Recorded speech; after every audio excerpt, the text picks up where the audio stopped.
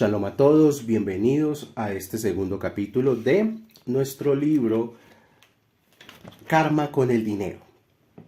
En el caso mío, pues obviamente yo digo el tikkun del dinero, porque la idea es hacer corrección, hacer tikkun y poder renovar nuestra vida, hacer las paces con este bendito tema del dinero. Entonces, en el capítulo 2, que se titula El alquimista y el dragón, este capítulo empieza contándonos una historia, y la historia dice así: hace poco cambié de dentista y me fui a uno que se me presentó confesando que llevaba su profesión en la sangre, ya que su padre, al igual que su abuelo, también fueron odontólogos. Su apellido me llamó la atención e intenté razonar de qué parte de España podía provenir. No hallé ninguna pista, pero poco después, al leer un libro acerca de la aristocracia azucarera de Cuba, vi que una de las familias importantes de los siglos XVIII y XIX tenía el apellido de mi nuevo dentista. Mis investigaciones me llevaron a descubrir que el azúcar hizo mucho más rica a Cuba que a cualquier estado de los Estados Unidos de aquel tiempo. Hubo familias que se enriquecieron mucho plantando azúcar, cultivado mayoritariamente por esclavos. Hasta aquí llega la historia. Entonces, un odontólogo que sus apellidos los remontan a parientes lejanos que fueron esclavistas del azúcar en Cuba. Uno puede creer que esto pertenece al pasado y que sus ramificaciones no llegan hasta hoy en día, y menos que le afecte. El karma lo tiene uno delante de la nariz y al abrir la boca uno lo descubre. Ese es el planteamiento que nos dice el inicio del capítulo 2. Repito, el karma lo tiene uno delante de la nariz y al abrir la boca uno lo descubre. Veamos cómo. Entonces continúa la historia. Durante mi siguiente visita odontológica le pregunté al dentista: ¿tiene usted algo que ver con la familia de aristócratas azucareros de Cuba? Sin decir nada, abandonó la sala por unos minutos y cuando volvió dijo: la verdad es que mi familia sí tuvo plantaciones de azúcar. De hecho, a mi tatarabuelo lo asesinaron y volvió a abandonar la sala. Cuando regresó de nuevo, añadió: tengo que confesar que mi familia tuvo esclavos, pero eso fue hace mucho tiempo. Pues yo lo siento mucho, me duele, pero eso fue hace mucho tiempo. Yo acepté sin malas disculpas, pero poco después una idea me cruzó por la mente. Como bien sabemos, el azúcar daña los dientes, así que con todo el que seguramente vendió a su familia, tal vez hizo el karma de dañar los dientes de mucha gente. La manera de equilibrar y saldar ese karma durante una vida posterior sería arreglando los dientes que estropearon durante una vida anterior por culpa del azúcar. Esta sería una buena razón para que llevara la profesión de dentista en la sangre. Entonces, la profesión que uno tiene que empezar a analizar en su ser más interior por qué la tiene. O incluso más aún, a lo que uno se dedica, porque a veces uno simplemente tiene alguna profesión o se dedica a algo, pero muchas veces esa profesión o ese oficio tiene mucho que ver con lo que hizo en vidas pasadas y con lo que tiene que construir de lo que hizo mal en vidas anteriores. Dice el segundo título del libro: ¿cómo medir el grado de libertad? Porque como vimos en el primer capítulo, el karma tiene mucho que ver con la libertad o con la falta de libertad, y el tikkun tiene que ver con la libertad. Entonces dice aquí: en la mayoría de casos es el karma negativo el que ata e impide que uno sea libre. El modo en que ello se manifiesta es manteniéndonos apegados a otra persona con la que nos obliga a estar juntos el tiempo que haga falta hasta que resolvamos la deuda pendiente que exista entre ambos y eliminemos nuestras diferencias, nos perdonemos y así podamos ser libres el uno con respecto al otro. Una forma de medir el grado de libertad que una persona tiene es la facilidad con la que cuenta para transformar cualquier circunstancia. Una persona es libre cuando no tiene circunstancias pendientes ni apegos y puede cambiar lo que desee, siempre y cuando no perjudique a nadie y el cambio está de acuerdo a las leyes divinas. Entonces uno tiene que medir eso. ¿Qué tanta libertad tengo yo en la vida? Si yo puedo ejercer cambios de circunstancia, siempre y cuando siga el orden divino. O sea, no es que me aburrí de una relación y entonces la voto. ¿Por qué? Porque ya quiero liberarme de una persona. No me importa si le hago daño. No es tan sencillo. Tiene que ver con el orden divino. O sea que aquí vemos que saldar el karma tiene que ver con apegarse al orden divino, y el orden divino es el que nos va a dar la libertad. O sea, nunca vamos a obtener libertad si no resolvemos los asuntos pendientes que tenemos en la vida. Si no resolvemos nuestros viejos pleitos, nuestra relación con nuestros padres, si no resolvemos qué tanto ego tenemos.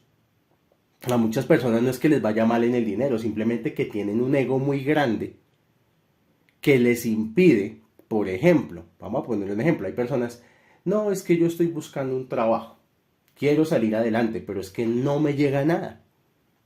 Entonces, ay, ven, hay esta oportunidad laboral, es en tal lugar, te van a pagar 2 millones.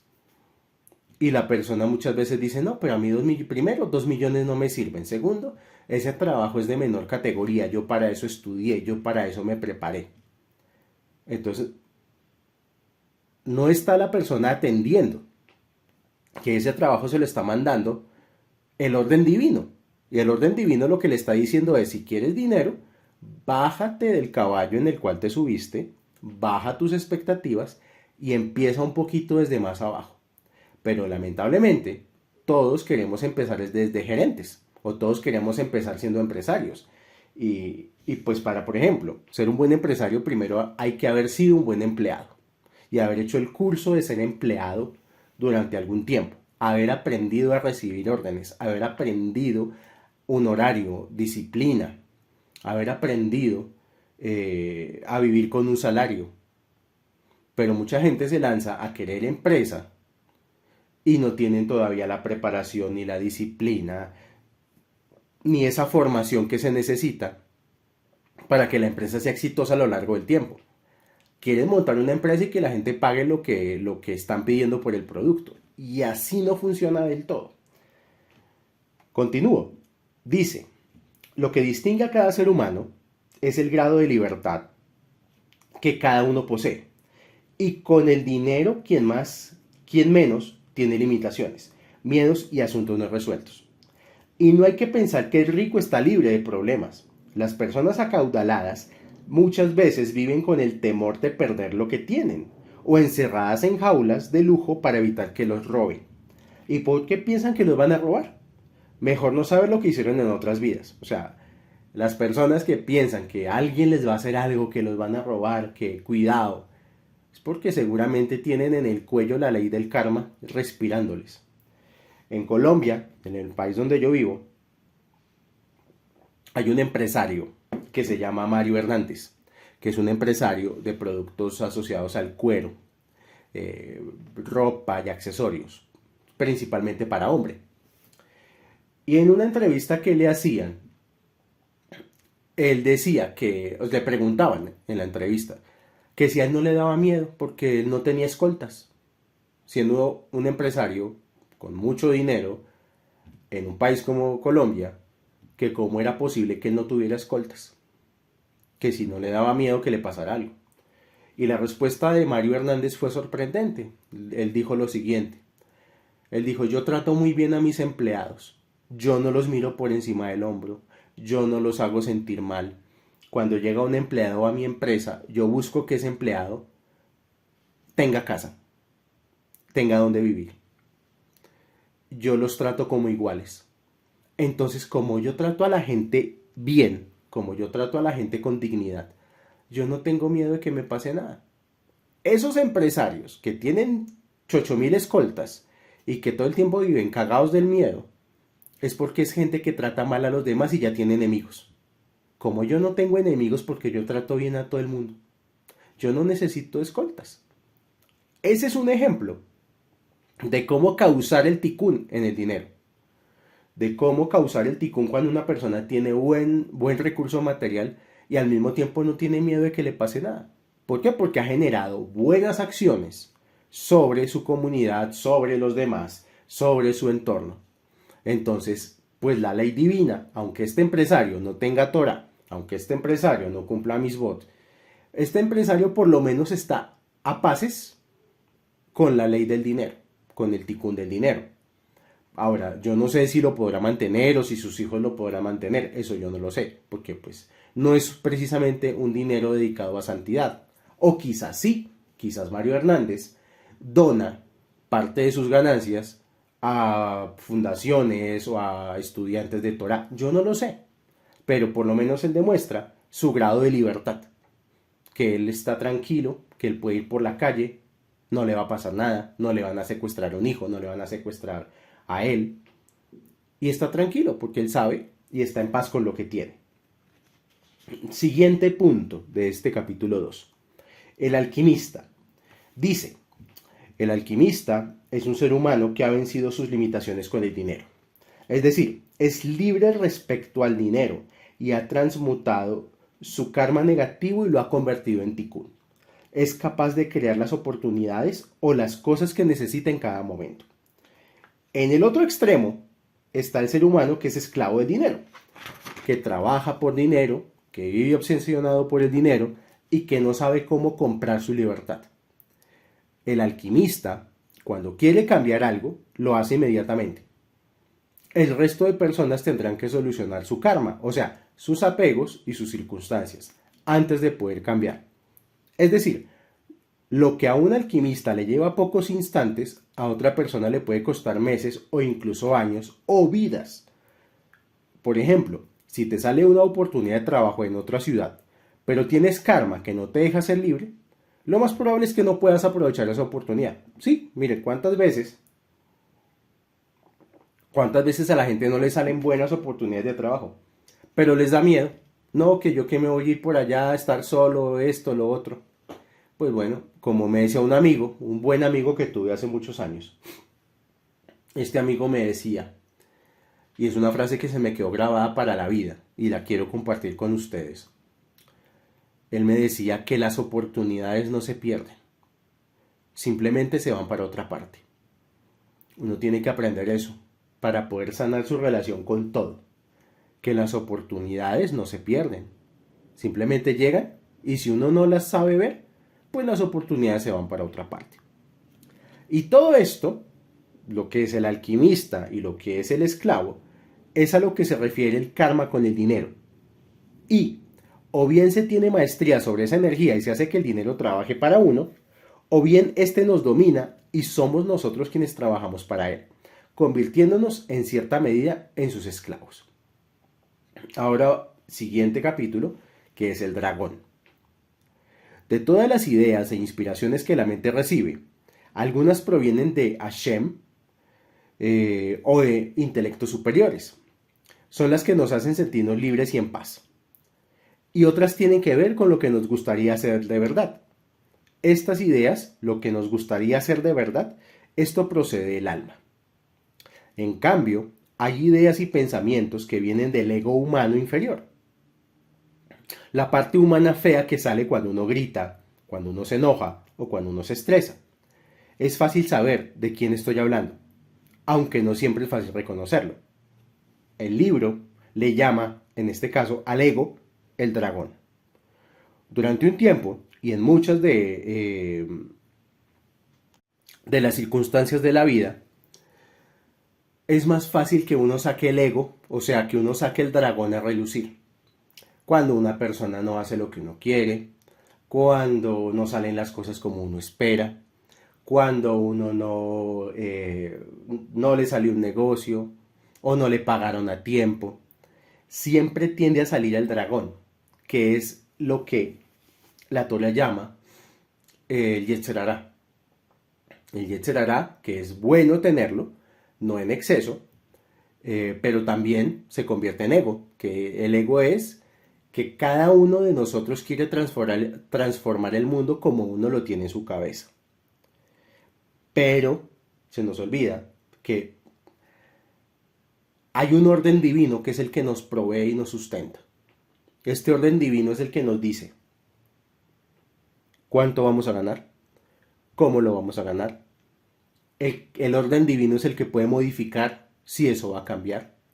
O sea que no es el talento personal, sino es el orden divino lo que hace que genere el tikkun del dinero, no el karma.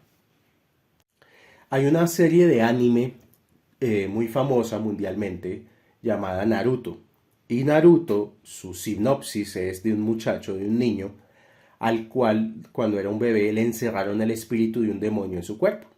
Entonces en la aldea donde Naruto vivía, todos le tenían miedo porque sabían que dentro de ese niño estaba ese monstruo, que era un perro de 7 colas, perdón, de 9 colas. Y que si el niño no era capaz de contenerlo, ese perro podía salir del cuerpo del niño y acabar con todo. La serie básicamente se trata de cómo el niño interactúa con ese monstruo, aprende a aceptarlo, el monstruo también aprende a aceptar el niño, de alguna manera con el paso del tiempo se vuelven amigos, hacen las paces y se vuelven un equipo para acabar con las fuerzas del mal. Esa es la sinopsis de Naruto. Nosotros nos parecemos mucho a Naruto porque dentro de nosotros, dentro de cada ser humano, hay un monstruo.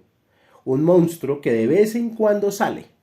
De vez en cuando sale, a veces lo controlamos, a veces lo tenemos a raya, muchas veces sale de control. Y desgraciadamente muy a menudo para muchas personas. Por ejemplo, cuando la gente expresa de la ira, de la furia, de los celos, del miedo, de la depresión, de la ansiedad, del estrés.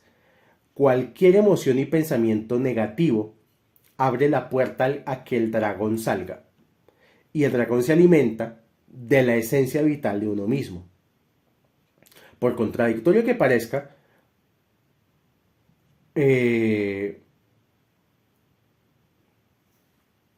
uno sabe cuándo ese dragón le robó energía a uno. Cada uno de nosotros sabe cuándo ese dragón salió, se comió nuestra energía y volvió y quedó guardado adentro. Y es cuando, por ejemplo, uno maltrata a alguien y siente como paz. Como que, ay, por fin le dije sus 3 verdades a ese desgraciado, esa desgraciada. Por fin le dije lo que se merecía. Por fin me escuchó. Ahora sí, va a ver cuántos pares son 3 moscas. Como que todos esos escenarios donde uno siente satisfacción al sentir ira, furia, celos, estrés, ansiedad, es porque el Yetzer Hara se le llevó a uno la energía. Estaba escuchando a una psiquiatra que hablaba de eso. Traduciéndolo a términos de psiquiatría, nosotros tenemos un neurotransmisor en el cerebro. Este neurotransmisor se llama el cortisol. ¿El cortisol para qué sirve? Para regular a la persona cuando está pasando justamente por momentos de ira, de estrés o de miedo. Entonces, cuando una persona siente miedo, estrés o ira, suelta dosis de cortisol de su cerebro.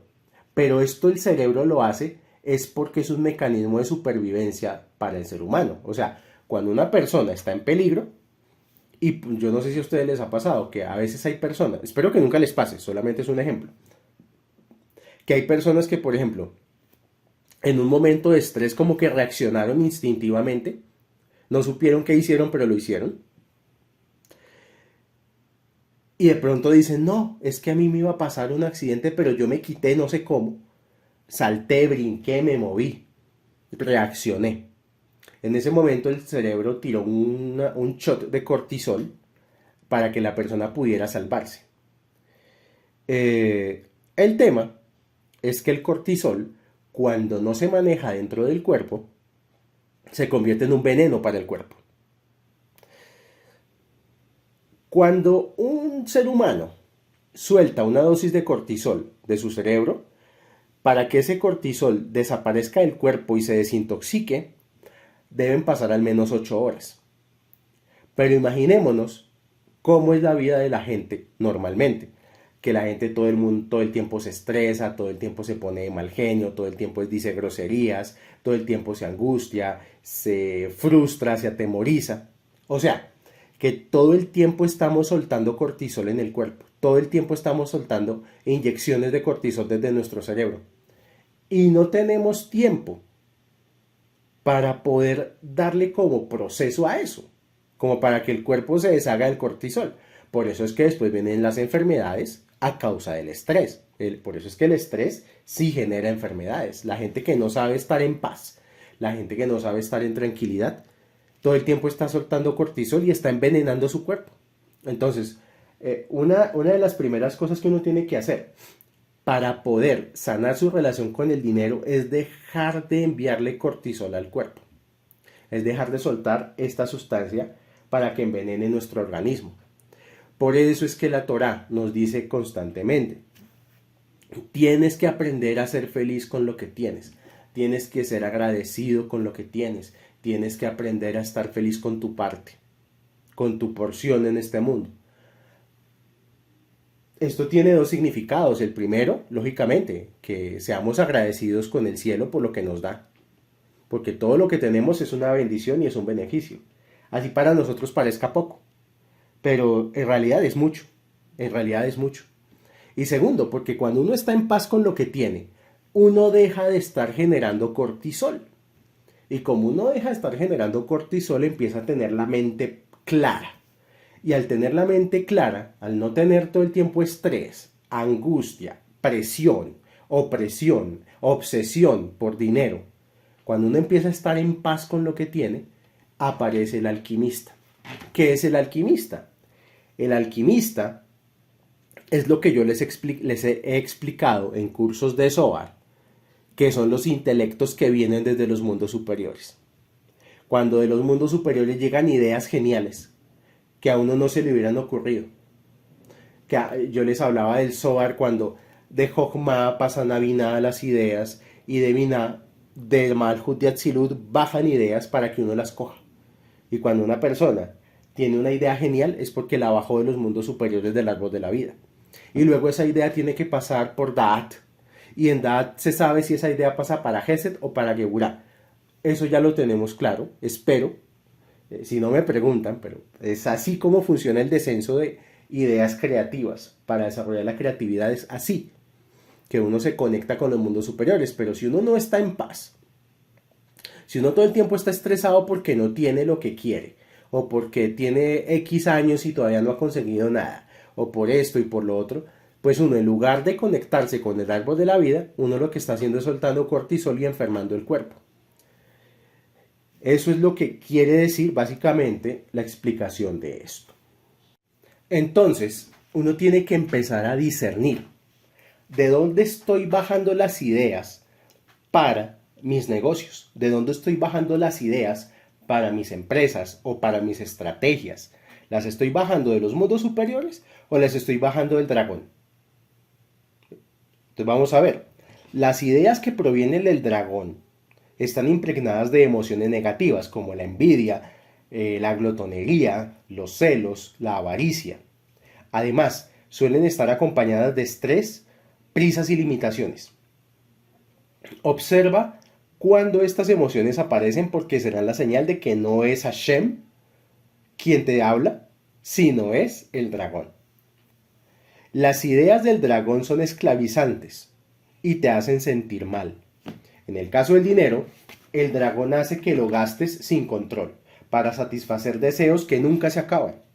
Y para ganarlo, hace que te emociones de modo que inicies lo que sea, porque está de moda o está bien visto, por envidia, porque un conocido tuyo está ganando mucho o por celos de alguien que está obteniendo dinero fácil. Por supuesto, uno no suele ser consciente de que la envidia o los celos son lo que mueve a emprender iniciativas. Actúan a nivel subconsciente, que es precisamente donde reside el karma.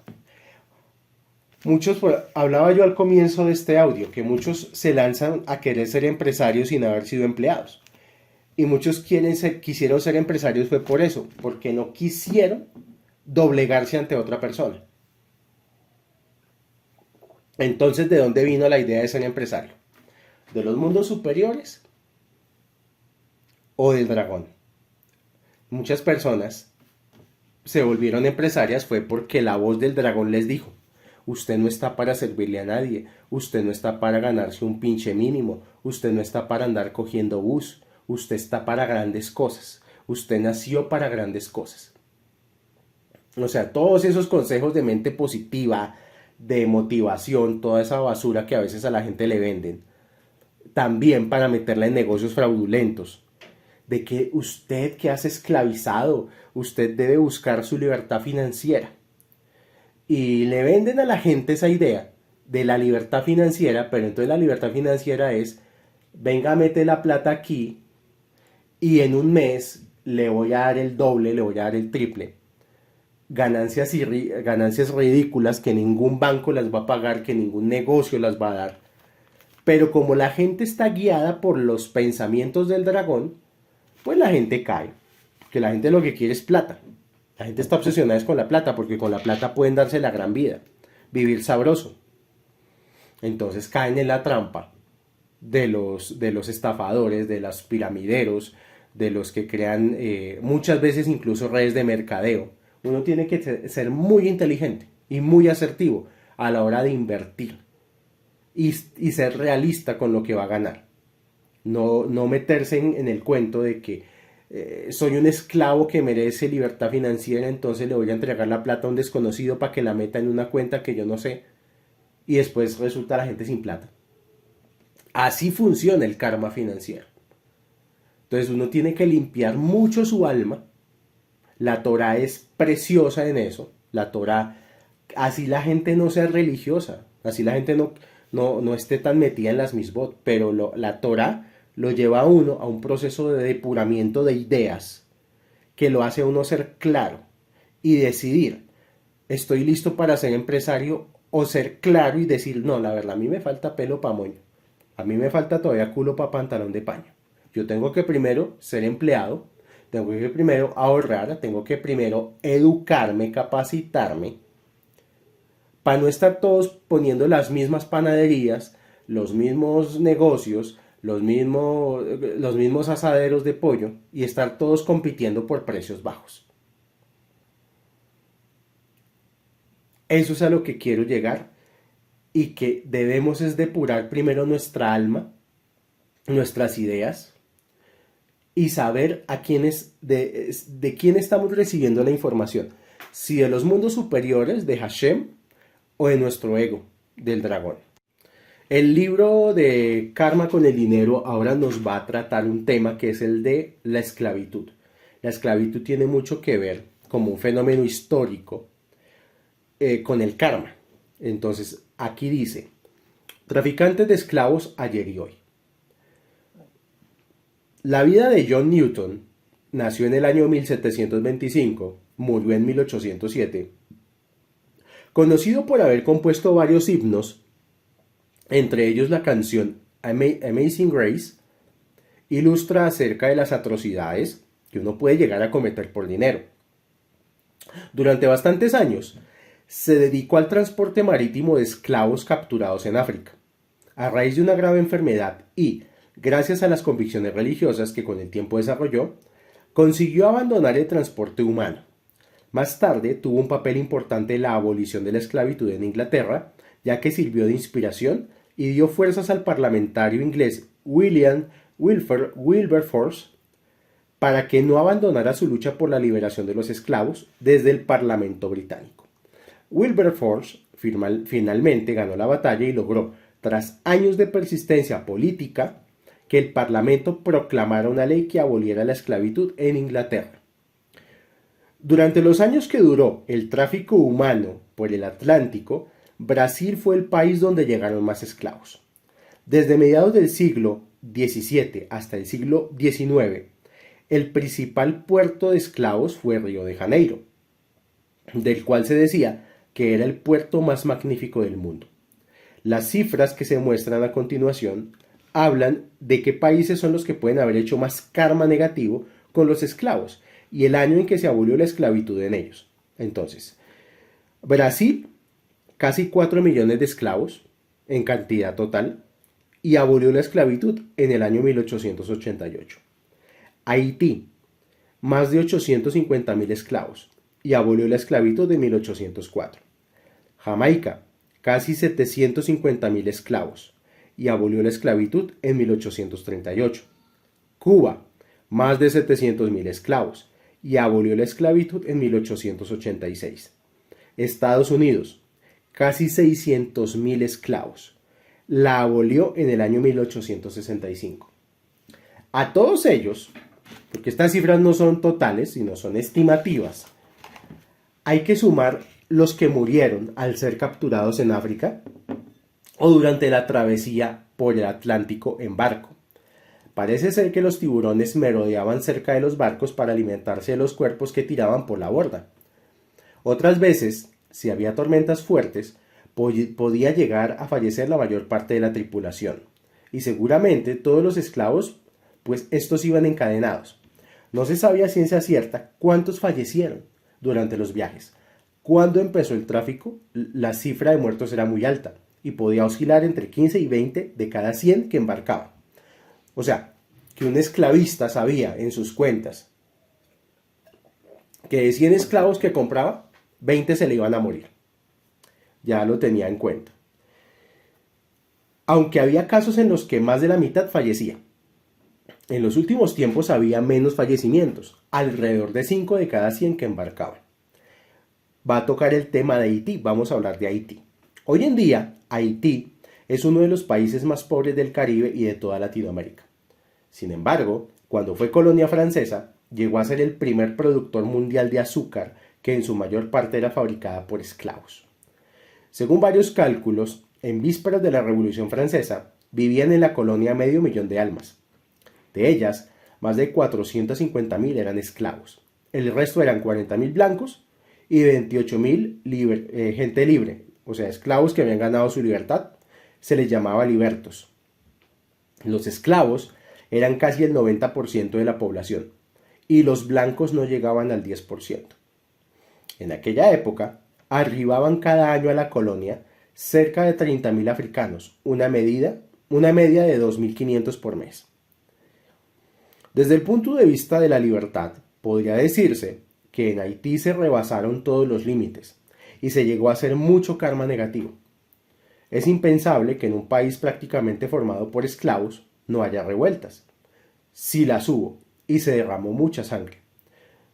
Por fortuna, Francia tuvo su revolución, la Revolución Francesa, e instauró una república nueva con la consigna de libertad, igualdad y fraternidad. Al oír esa consigna en la colonia, los mulatos libres de la época, cuyos derechos eran inferiores al del ciudadano blanco, pensaron: nosotros también queremos igualdad. Y los esclavos les iban a la saga pidiendo libertad. Así que, una vía para que los mulatos consiguieran igualdad fue convencer a los esclavos, o sea, al 90% de la población, de que se rebelasen contra sus amos blancos. El resultado fue la libertad. Pero hoy en día, Haití es un país donde casi no hay blancos y persiste el rencor y el odio hacia ellos por tantos abusos del pasado. Tanto el tráfico de esclavos como el comercio de azúcar con Francia era un monopolio controlado desde Burdeos, Nantes y Marsella, ciudades donde hubo familias que se enriquecieron enormemente, especialmente con el tráfico de esclavos. Cuando Haití se independizó, los esclavos se adueñaron de los campos. Muchos de los blancos fueron asesinados durante las diferentes revueltas, otros regresaron a Francia y algunos se emigraron a Nueva Orleans o a la isla vecina de enfrente, Cuba. Especular con esclavos. Los esclavos no solo eran mano de obra para producir o para servir, también eran un activo. Eran como una inversión o una propiedad que se podía vender, comprar, alquilar o usar como garantía para pedir préstamos. Para que nos hagamos una idea, no hay más que ver el precio que se pagaba por un esclavo.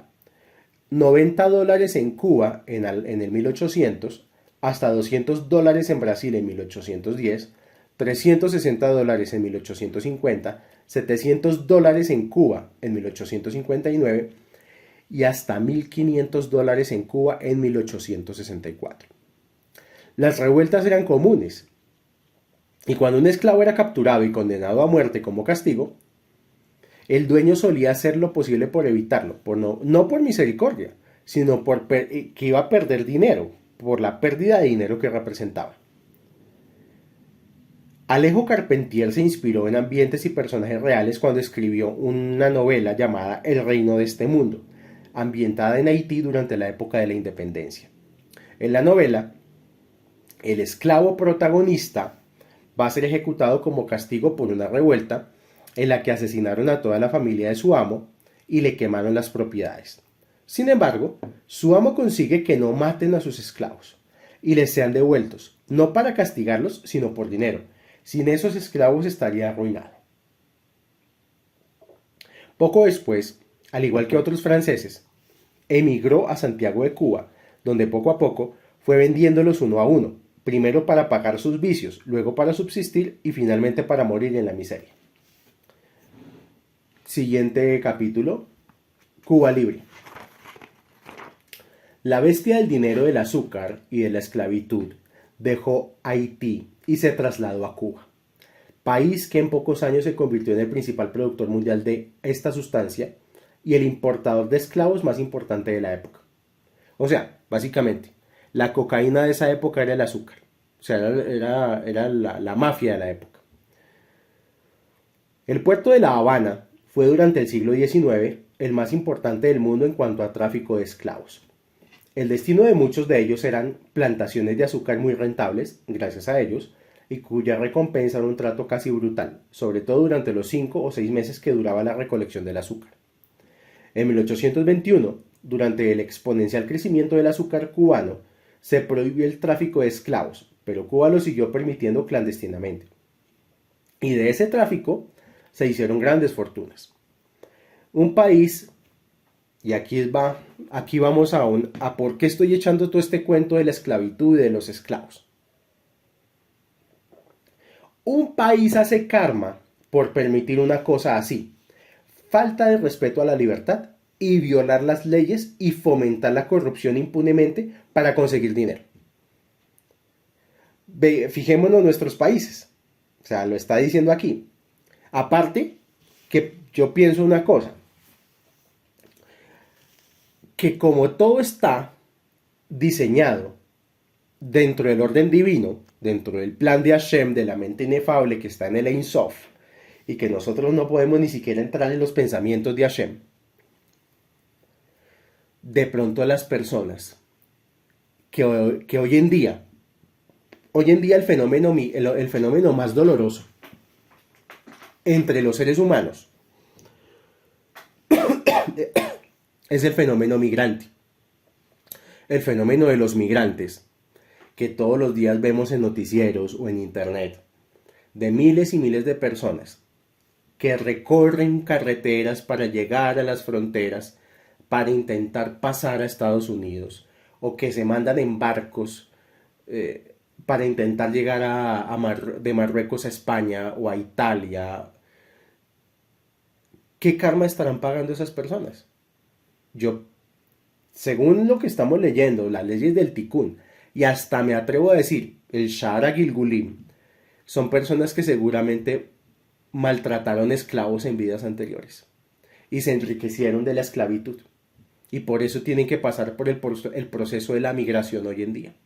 Es importante ser conscientes de eso, porque una de las segulá que quiero compartir hoy en día, hoy en este audio, tiene que ver con aprender a pedir perdón y hacer teshuvá de las cosas que hicimos en vidas pasadas. Ya lo veremos más adelante.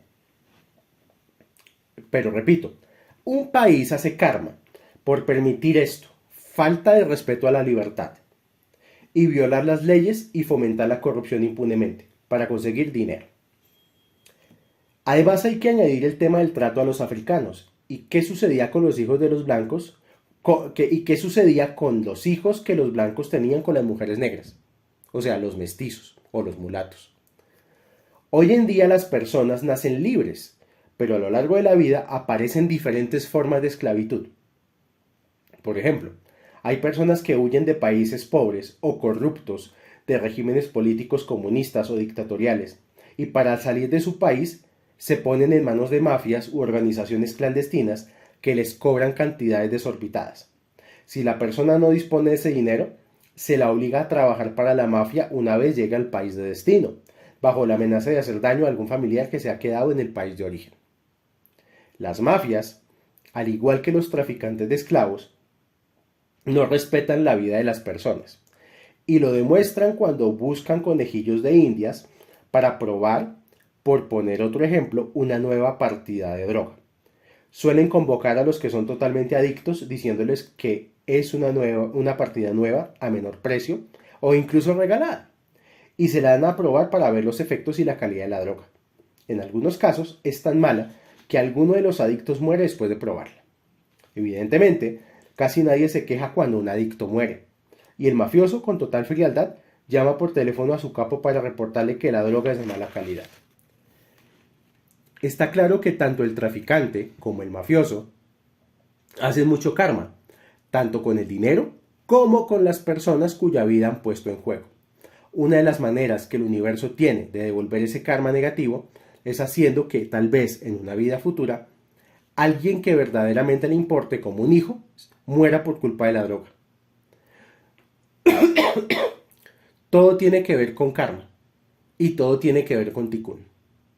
Respecto al karma con el dinero, la persona que lo gana a costa de quitar la vida de otros, es posible que en una vida futura nazca en un país donde tenga que pelear por su vida o donde no haya comida para todos.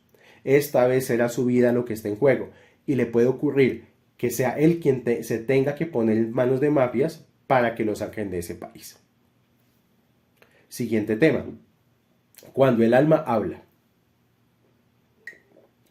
Las inspiraciones, intuiciones, pensamientos o vislumbres que provienen de Hashem son brillantes, son novedosos, no tienen nada que ver con lo que uno conocía o tenía hasta ese momento, y normalmente nos hace sentirnos muy bien. A veces son consejos o algún tipo de orientación, y suelen aparecer en momentos en que sientes paz, armonía, sosiego, tranquilidad, silencio, cuando meditas, paseas por una montaña o en medio de la naturaleza. Cuando estás en oración verdadera, o sea, en tefilá, o estás en estado devocional. Las intuiciones que provienen del alma son anhelos, cosas que te encantaría poder hacer, lugares que quisieras visitar. El alma es el niño o niña inocente que hay dentro de ti, que te habla y quiere hacer cosas. Entonces, ¿cómo yo amarro esto al karma con el dinero? ¿Cuánta gente no está metida en un trabajo que odia? ¿Cuánta gente no está metida en un trabajo que detesta? Porque le toca, porque es donde pagan, porque no hay nada más. Muchas veces uno hasta duda de si tiene talento para algo en la vida. Muchas veces uno dice, pucha, ¿será que yo sí tengo talento para hacer algo en la vida? ¿O solamente sirvo para trabajar como un burrito? O sea, fuerza. Pues les cuento, querida comunidad Ciudad de Refugio, uno sí sabe cuál es su misión en la vida. Hay dos formas de determinarla. Pueden ser combinativas. Número 1, haciendo la carta astral y mirando la casa 10. O número 2, determinando cuál es el talento natural que uno tiene. Algo que uno hace sin ningún esfuerzo y que la gente se da cuenta. Que uno hace eso de manera natural. Hay gente que tiene un talento natural para las ventas. O sea, le ponen lo que sea y lo vende. Hay gente que tiene talento natural para hablar, para escuchar. Hay gente que tiene talento natural para dibujar, para cantar, para hablarle a los demás. Uno tiene que descubrir eso que uno sabe hacer y que uno es muy bueno en eso. ¿Por qué? Hay gente que tiene talento para cocinar, por ejemplo. Porque por ahí puede estar el ticún del dinero. El ticún del dinero puede estar en ese talento que uno tiene para servir a los demás. Mucha gente, y he conocido casos personalmente, de gente que ha tenido super trabajos. Me acuerdo de una persona que trabajaba en un banco acá en Colombia y que tenía un supercargo, que había luchado años por ese cargo y que trabajaba como una bestia y se ganaba un montón de plata, pero es, o sea, por decirles 30 millones al mes. Pero no tenía vida, se la pasaba como un esclavo de su empleo, viajando, vivía en los hoteles, porque no tenía ni siquiera un lugar fijo de residencia. No, por lo mismo no podía tener una relación de pareja. Y vivía en los hoteles, viendo televisión y pidiendo servicio a la habitación. Y esta persona, cuando le hice yo la carta astral, vimos que su talento era la cocina, justamente, casa 10 en cáncer. Y él descubrió que sí, que él era feliz cocinando. Que esta persona se aprendía la receta, compraba los ingredientes y era un desestrés completo cocinar. Llegaba un punto en que él pedía la habitación con cocina para poder llegar y cocinar, poner música, y él descubrió que su talento natural era la cocina. Él botó su trabajo, mandó al carajo el banco y puso un restaurante. Y le está yendo muy bien y está siendo feliz. Las ideas del alma son esas. Las ideas de los mundos superiores son las que a uno lo ayudan a conocerse mejor y saber lo que uno desea y lo que tal vez vino a hacer. Que lo motive, pero también al servicio a los demás. O sea, que el ticún del dinero tiene que ver con que lo que yo haga feliz a otro. No que yo solamente ponga una empresa para vender y sacar dinero. Porque entonces no me preocupo por mi cliente. No me preocupo por lo que quiere, por lo que necesita. No me interesa hacerlo feliz, me interesa que me dé plata, que me compre. Entonces esa empresa ya no está conectada al árbol de la vida. Son esas empresas que empiezan a desmejorar el producto, que empiezan a vender de mala calidad, que no responden por defectos, y son empresas que terminan quebrando. Según Cámara de Comercio, el promedio de vida de una pyme, de una pequeña y mediana empresa, es de 12 años, y a los 12 años totea. Por esto, una de las grandes razones es por esto, porque su enfoque nunca fue servir, su enfoque fue tomar el dinero de los demás. Nosotros tenemos que permitir que Hashem y que nuestra alma nos guíen para saber qué es lo que tenemos que hacer, qué estudio realizar, qué negocio empezar, qué empleo es el que más nos conviene. Las ideas que Hashem deposita en nosotros están de acuerdo con nuestra misión y nuestro plan divino. Y si nosotros aprendemos a seguir esto, Hashem irá revelándonos el plan paso a paso a medida que vayamos caminando. La Torah, ¿por qué es importante? Por esto. Una persona que guarda Torah, que guarda Misbot, que se esmera por el Shabbat, que se esmera por las fiestas, es una persona que su mente se empieza a vincular al plan divino. Y cuando uno se vincula al plan divino, Hashem lo lleva a uno de la manito. A veces ya uno ni siquiera tiene que pensar. Hashem le va poniendo las ideas. Hashem le va poniendo las personas. Hashem le pone el dinero, lo que necesite. Pero todo depende de la Torah que uno esté tomando en su vida. Al final de este audio les voy a leer algo que uno lee en Shabbat, cuando termina Shabbat. Entonces, uno tiene que tener una vida espiritual, es por esto. No porque uno se tenga que volver un rezandero, ni un fanático, ni un aleluyo. No. Ni porque uno tenga pensamiento mágico y piense que Diosito es milagrero. No. Es porque nuestra mente se tiene que conectar al árbol de la vida. Puede hablarnos en sueños, por ejemplo. De pronto en un sueño se me revela qué es lo que tengo que hacer. O llega una persona y me propone el negocio o me da la idea y por ahí tengo que ir. Cuando los hebreos salieron de Egipto, les pasó esto. Ellos salieron de Egipto escuchando la voz del cielo, escuchando la voz de Hashem. Y Hashem los fue llevando hasta que llegaron a la tierra prometida. Pero entre Egipto y la tierra prometida hay un desierto. Y ese desierto somos nosotros mismos. Es el dragón, es el ego, nuestras pretensiones, nuestra soberbia, nuestra altivez, que yo esos trabajos no... Es curioso, hay gente que yo he escuchado en su país de origen, esos trabajos yo no los hago, esos trabajos son para gente que no ha estudiado, esos trabajos son para gente bruta. Pero llegan a Estados Unidos y allá sí lavan platos, allá sí trapean pisos, allá sí lavan baños. Entonces, ¿a qué estamos jugando?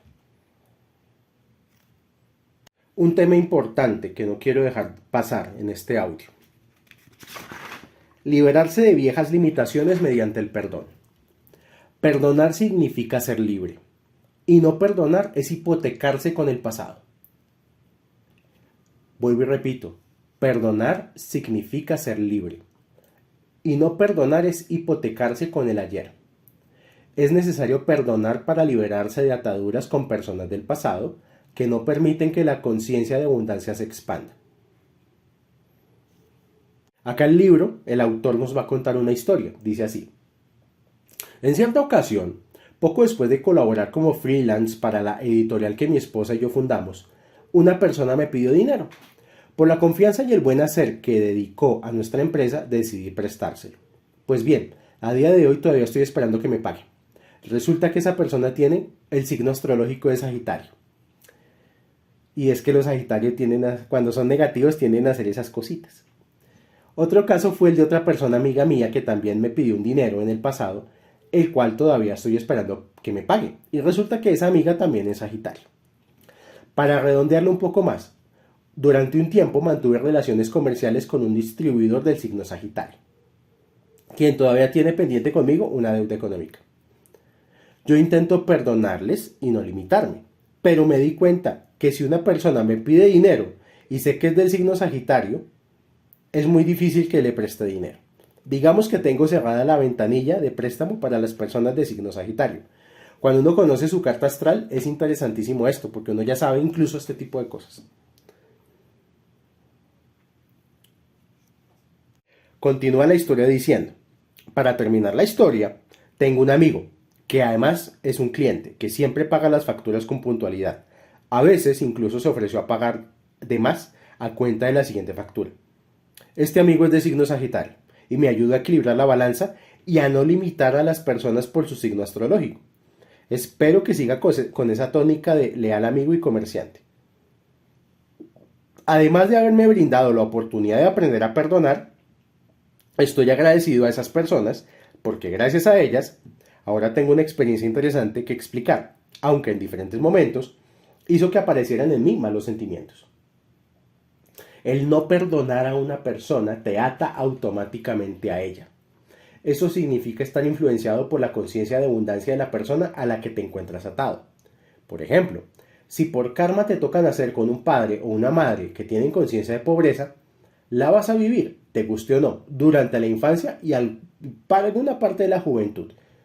Y te va a afectar durante el resto de tu vida hasta que te canses de ser pobre y decidas cambiar o transmutar esa conciencia de pobreza. Perdonar es un acto que ocurre dentro de ti y que eliges libremente. Evidentemente, siempre puede quedar alguna emoción negativa o algún rencor. Por ello, cuanto antes perdones, mucho mejor. En el universo, todo crece, así que al perdonar, te liberas y cortas con esas emociones. Para hacerlo, no hace falta que la persona esté delante de ti. Puede ser que viva lejos, o en otro país, o incluso puede ser que la persona haya fallecido. Tienes que hacer las paces con la otra persona, desde tu corazón, sin importar cuál fue la causa, ni la motivación, o cuál de los dos actúa mal. Simplemente le perdonas por todo lo malo que te hizo, por las molestias que te haya podido ocasionar, y le pides que te perdone a ti también donde quiera que esté, y para que los dos puedan continuar cada uno libremente con su camino. Entonces, tarea. Uno tiene que buscar esas personas que le fallaron en el pasado, que lo estafaron, que lo robaron, que lo engañaron, incluso en el amor. Principalmente en el amor. Tiene que analizar qué frases de pobreza tiene uno de su casa.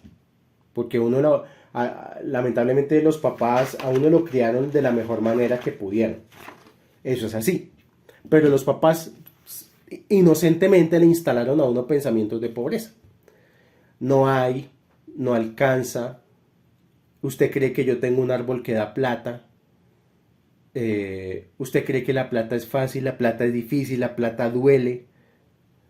Toda esa conciencia de pobreza uno la tiene que soltar, perdonar y liberarse de eso. Y dejar de pensar como pensaban los papás. Mirar al mundo como si fuera tu familia. Hay algo que ayuda mucho a incrementar la prosperidad y es ver al mundo como si fuera tu familia.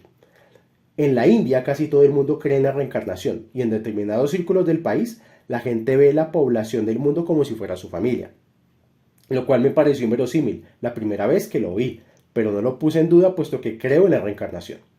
La idea de una familia mundial se quedó como algo latente en mi cabeza, hasta que un día se me ocurrió calcular de cuántas personas descendemos. Es decir, venimos de 2 padres, o sea, de 4 abuelos, o sea, de 8 bisabuelos, y así, tras cada generación se multiplica por 2 el número de parientes de los cuales descendemos. Para poder hacer el cálculo, presupuse que las personas tienen sus hijos a los 20 años, aunque es verdad a veces que los tienen más tarde, otras veces más pronto. Para empezar a tener alguna cantidad resultante, partí de esa cifra y luego lo repetí todo tomando como medida una nueva generación cada 25 años. Lo asombroso del caso es ver la cantidad de personas de las que uno proviene desde los últimos 1000 años. Las cifras son tan grandes que tan solo mirando 1000 años atrás, el mundo puede ser literalmente tu familia. Aquí pues el libro tiene una tabla, no la voy a leer toda, pero en conclusión, un individuo de la primera generación hace 100 años tenía 32 tatarabuelos.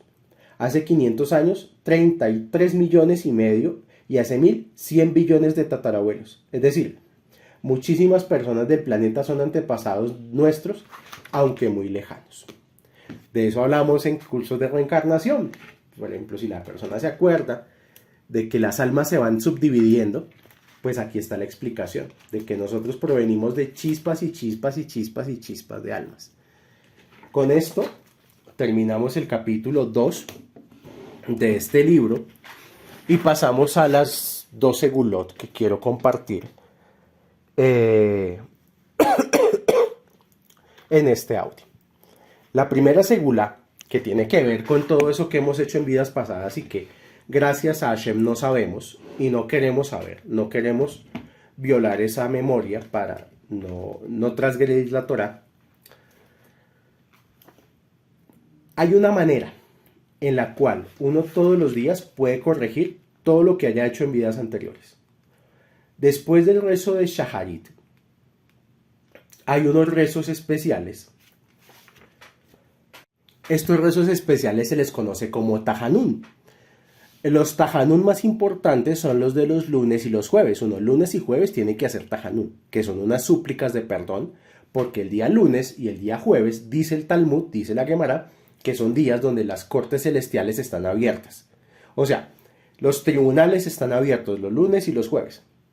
Y son oportunidades, puertas que el universo abre para nosotros pedir perdón y negociar nuestras deudas, negociar lo que hemos hecho mal. Entonces hay una serie de súplicas adicionales que están relacionadas con los 13 atributos de misericordia. Los martes, miércoles y viernes hay otro tipo de Tahanún, pero es más cortico. Los más importantes son los lunes y los jueves. Entonces, cuando uno hace Tahanún lunes y jueves con la conciencia de que está pidiendo perdón por lo que haya hecho en vidas pasadas, uno empieza a nivel de su alma a negociar esas deudas de vidas pasadas para no seguir pagando karma y para entrar al tikkun. Entonces es importante, por eso los 13 atributos de misericordia. Ya los he explicado, por ejemplo, en el Netilat Yadayim. Cuando hacemos Netilat Yadayim para comer pan, estamos lavando nuestras manos de pobreza y estamos activando los 13 atributos de misericordia. Todo esto hay que tenerlo en cuenta cuando estamos en Shabbat comiendo pan, por ejemplo. Esa es la primera segula, aprender a pedir perdón por lo que hicimos en vidas pasadas y corregir. O sea, en el momento que uno pide perdón, está corrigiendo sus encarnaciones anteriores. De la misma manera, en la noche, antes de dormir, hay unos rezos que se llaman Kriyat Shema a la mitad. Y también hay unas súplicas de perdón en el Kriyat Shema. Uno tiene que hacer esas súplicas de perdón antes de dormir, igualmente para que el alma sea perdonada por todo lo que hizo en ese día, de esa vida y de todas las vidas anteriores. ¿Sí? Entonces tener en cuenta eso. Segunda segula para sustento. Antes de terminar Shabbat, en los sidures hay algo que se llama Motzai Shabbat. Depende de la editorial del sidur, pues estarán en una o en otra página. Pero hay unos versículos que se llaman versículos de bendición. Para uno mejorar su economía, antes de hacer Abdalá, debe recitar estos versículos de bendición, para que los días de la semana sean bendecidos con el sustento del mundo divino y no con el dragón. Voy a leer uno solo de estos versículos de bendición, para que se den cuenta lo potentes que son, y lo voy a leer en español, no en hebreo. Veiten leja. Esto es lo que uno pide para la semana, y con esto uno se conecta con la prosperidad de los días de la semana. Dios te conceda del rocío del cielo y de la grosura de la tierra, y abundante cereal y vino. Te sirvan los pueblos y se prosternen ante ti las naciones. Serás Señor para tus hermanos y se inclinarán ante ti los hijos de tu madre. Quien te maldiga será maldito, y quien te bendiga será bendito. El Dios omnipotente te bendecirá, te hará fértil y te multiplicará. Serás multitud de pueblos y te dará la bendición de Abraham a ti y a tu descendencia contigo, para que poseas la tierra que habitas, que dio Dios a Abraham. En el Dios de tus padres hallarás socorro y te bendecirá con la bendición del cielo, con bendiciones del seno y de la matriz. Las bendiciones de tu padre han superado a las de mis progenitores, y eterna será la cabeza de Yosef, y la frente del que fue apartado de entre sus hermanos. Dios te amará, te bendecirá, te multiplicará. Bendecirá el fruto de tu vientre y de tu tierra, tu trigo, tu vino y tu aceite, la cría de tu ganado y de tus ovejas, sobre la tierra que juró a tus padres que te daría. Bendito serás entre los pueblos, y no habrá en ti ni varón ni mujer estéril. No los habrá en tu ganado. Alejará Hashem de ti toda enfermedad.